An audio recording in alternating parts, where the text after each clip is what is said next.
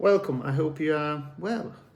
Couple of wines that I would love to tell you about.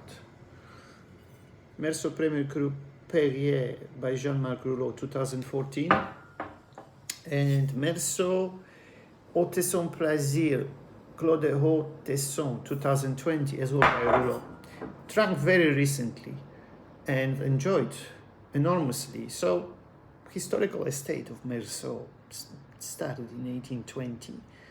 So that's fifth generation family. Jean-Marc Roulot is producing the wines now, who returned. He started in 1989 and he used to be an actor working in Paris. So complete change of career.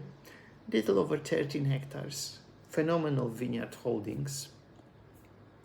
I mean, they've got the 5 Premier Crues Boucher, 0.16 hectare, Les Charmes, Les Perrières, Les Meursault, and then Les Charmes Fouillon, and then there is a number of the Meursault lieux-dits like Tesson, Clos de Montplaisir, Champs Fouillon, Les Louchets, Les Moichevaux, Les Narvaux, Les Taillés, Les Virois, and there is of course 3 sort of the generic wines. There is the Meursault, which is fantastic, just straight Meursault Village. There is Bourgogne Blanc, and there is Aligoté.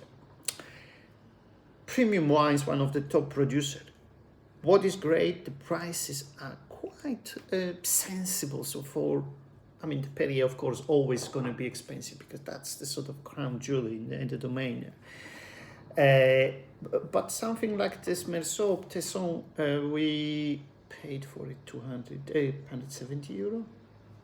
So it's not, that's great to see that still they're not pricing themselves completely out of the market. So since 89 he started there, he developed he moved that estate in quality massively. This is largely done to vineyard work. So from 99 this fruit has been farmed organically. Really, that helps to increase the quality, and really the sort of early shot pruning to avoid the need of pruning later in stage of the growing season.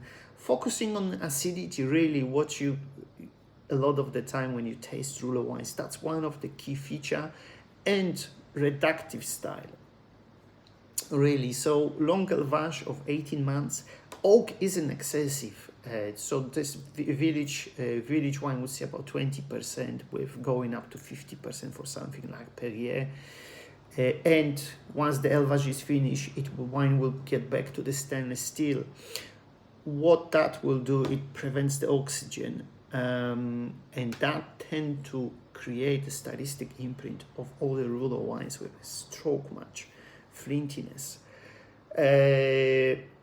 And really avoiding batonnage or anything of that. So what did we thought about these two?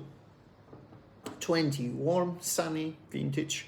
I was really positively surprised, and maybe I shouldn't be, because the 2020 is the third vintage in that line of very warm, drought affected vintages, 18, 19, and 20, and they all happen to be very, very good for Chardonnay. Seems like the Chardonnay tend to handle that heat stress better. You didn't feel in this 20 any of that sort of the warmth. It was a wine that was ripe. It's got beautiful citrus, green apple flintiness, great round creamy texture. So it does have that implication of the sunny vintage, which you can't really hide. It will have some kind of a stylistic vintage sign, and it was there. Lovely saltiness and flinty mineral aftertaste. We really liked it. Sort of wine that needs a bit of time. When you have this, I think it's good to decant it for half an hour, give it a bit of time, let it warm up in a glass. It does open very, very, very nicely. Very nicely. And this is the, I'm just reading here, so this is the quite a large plot. Jean-Marc has 0.85 hectare in vines are planted in 1961. So certainly that's the elements. I mean, the vines are over 60 years old, so you would expect it to deliver a lot of joy, and it had delivered a lot. I mean, scoring wise, I was sort of 91, 92 points, which I think for with upside, so I'm sort of 92 plus. That's where I would probably, that's where I ended with it. Really, really extremely well put together wine.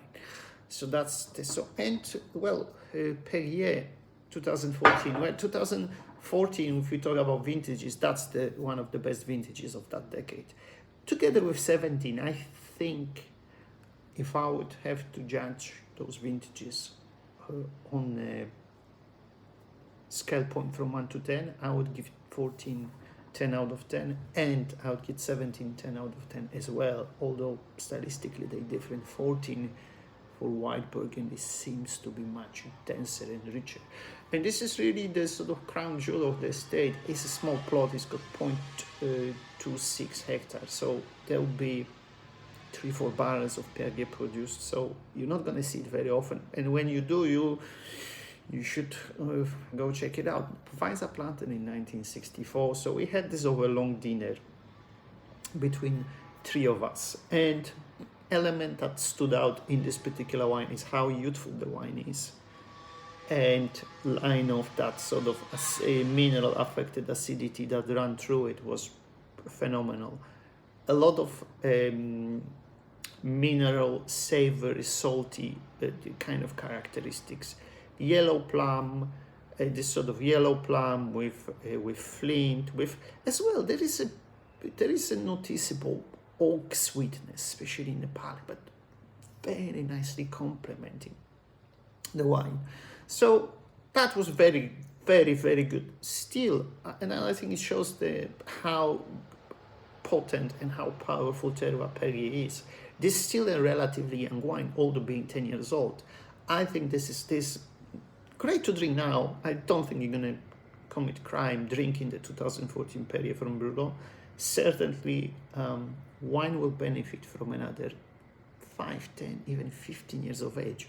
Of course, you're the only person who can make that decision because you're drinking it. So you're going to have the wine at a different stage of evolution. So those are two wines. Let me know what you think about Roulot, and what did you had the chance to taste any of them, and what were your findings.